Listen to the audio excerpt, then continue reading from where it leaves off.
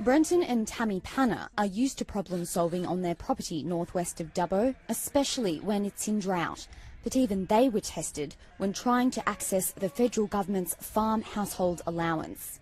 It's a pretty strict criteria. I don't wish to bag the government, but they're making things hard, that's for sure. The country's drought coordinator, a military man used to bureaucracy, was himself perplexed by the paperwork. Yeah, you know, one of the things is soldiers have a master's degree and it's filling in forms. So I took the farm household allowance form and I got stuck not too far into it. Around 26,000 farmers are eligible for the assistance, but just 8,000 have received it since the scheme began in 2014. Centrelink extended its opening hours in Dubbo over the weekend to try to help. Former financial councillor Jim Claringbold is among the applicants. Centrelink extended its opening hours in Dubbo over the weekend to try to help. Former financial councillor Jim Claringbold is among the applicants. He says there's too much onus on those seeking assistance to prove their eligibility. He's got another idea to speed things up. Give him the money and then figure out afterwards how much he's got to pay you back through his taxation.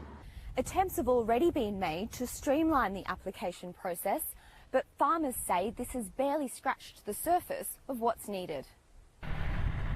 So far, 30% of the questions have been scrapped and eligibility has been relaxed. A review of the scheme isn't expected to be completed until the first half of next year. That's ridiculous. There's people that are, finding it difficult to put food on the table. The Panners believe assessors should be coming to farmers, not the other way round. Because people just don't have the time. They really don't. A tough job made even tougher. Claudia Jambor, ABC News.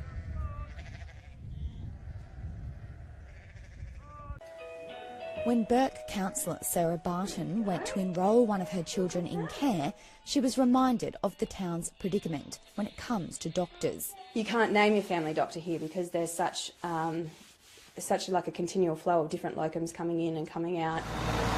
In addition to this sense of frustration, there are other consequences.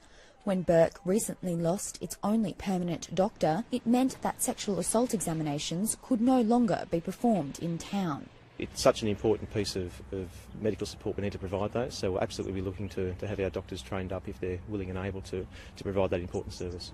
Members of Burke's large Indigenous community say the absence of an ongoing doctor is a big problem for their elders. If they're hard of hearing and they've got to repeat, that's very frustrating for them, and they would rather just not go to a doctor. On average, doctors will spend 3 years in the bush before relocating. Bringing in a locum as a substitute for a permanent doctor costs around $2,000 a day. Just normal breathing. Yeah. Brisbane GP Freddie Machiri regularly visits Burke and is a defender of the locum system. We try to bridge the gap between this doctor and that doctor and offer the service that is really first-class service in an area like Burke. The town says steps taken so far to encourage doctors to come to Burke and stay here haven't gone far enough, and without greater incentives, the problem will only get worse. And isn't that our basic right now that we should have health services that are available all the time? The local healthcare provider says a new permanent doctor is expected to start next month, with a second doctor to follow. Claudia Jambor, ABC News, Burke.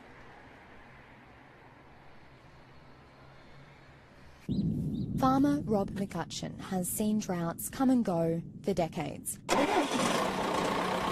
He says the conditions on his property at Trangie, west of Dubbo right now, are unlike anything he's had to deal with before. So this is the first time that we're running into a second year without planting.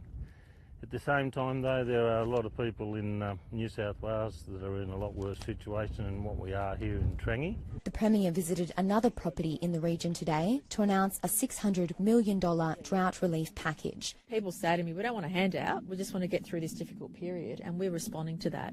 The package includes $250 million for one-off loans of up to $50,000, which will be interest-free for 7 years. Farmers will be able to use the borrowed money to buy feed, move livestock and to preserve animal bloodlines by freezing their genetic material. There's $25 million for new weather monitoring equipment and $4 million towards mental health services, including counselling. The government will also allow more culling of kangaroos. While the measures announced by the Premier today were welcomed by some, others say the government needs to be looking at alternative ways to support farmers that don't saddle them with debt. Rob McCutcheon's daughter-in-law, Mandy, says for those hardest hit, loans are not the answer. What they really need right now is subsidies for freight, for fodder, and actual subsidies for the fodder itself. But the suggestion of subsidies is something the Deputy Premier doesn't support. Firstly, distorts the market. It pushes freight prices and feedstock prices up. At the same time, a lot of people have destocked, and this is about now the next stage.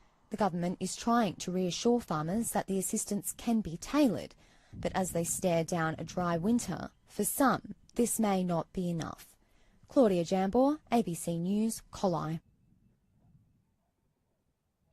Now, some areas of New South Wales devastated by drought are finally getting some much-needed rain. The wet weather will travel through central, western and eastern parts of the state, affecting Dubbo, Orange, Mudgee and parts of Sydney and Wollongong. Reporter Claudia Jambor joins us now from Dubbo. So, Claudia, g'day. Just how much rain has there been there? Good morning. We are cautiously rejoicing here in regional New South Wales.